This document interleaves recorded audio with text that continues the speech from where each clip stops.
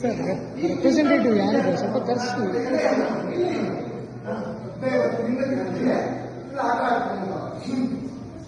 ಒಂದು ತಿಳ್ಕೊಂಡು ಮಾಡಿ ಮಾಡ್ತಾ ಇದೆ, ದುಡ್ಡು ತಿಳ್ಕೊಂಡೆ ದುಡ್ಡು ಬೇಕು ಮಾಡುತ್ತಾ ಇದೆ.